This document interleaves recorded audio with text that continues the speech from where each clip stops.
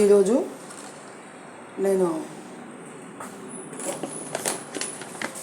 మెక్రోని తయారు చేస్తున్నానండి. టమాటాలు, ఎర్రగడ్డలు ఇంకా కోసి పెట్టాను. అల్లం వెల్లుల్లి పేస్ట్ ఉంది, ఇంకా ఇవన్నీ వేసి చేస్తాను. ఎర్రగడ్డలు వేసానండి, కొద్దిగా అల్లం వెల్లుల్లి పేస్ట్ 1 స్పూన్ వేసాను.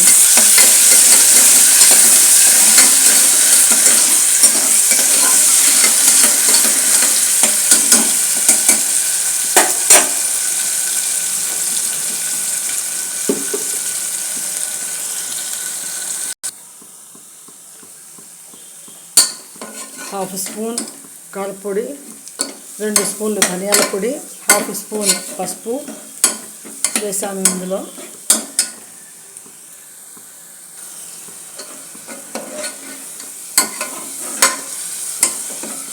ఇంకా బాగా మసాలా ఉడికించుకున్నామండి. మంచిగా ఉంటుంది. కొద్ది పచ్చివాసన పోయిన తర్వాత అప్పుడు బాగుంటుంది. ఉప్పు కూడా వేసేసానండి. మెక్రోని మసాలా రెడీ అయిపోయింది. ఇప్పుడు కొద్దిగా వేద్దాం.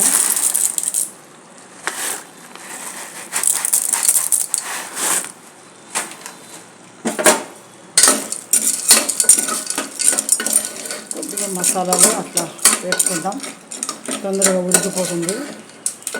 ఇంకా ఎటు తిరిగి కుక్కర్ తగిలించాల్సిందే, కానీ కాస్త మసాలాతో అట్లా వేపి నీళ్ళు వేసేస్తే సరిపోతుంది.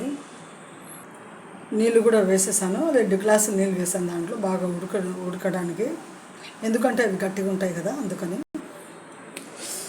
యమ్మీ రెడీ అయిపోయినాయి మెక్రోనీస్. Very good. చాలా బాగా మంచి మసాలాతో బాగా వేపబడి, ఆ తర్వాత 2 గ్లాసుల నీళ్ళతో కుక్కర్లో బాగా ఉడికినాయి. చాలా మస్తుగా ఉంది. అయిపోయిందండి మంచిగా. Please like my channel, subscribe me.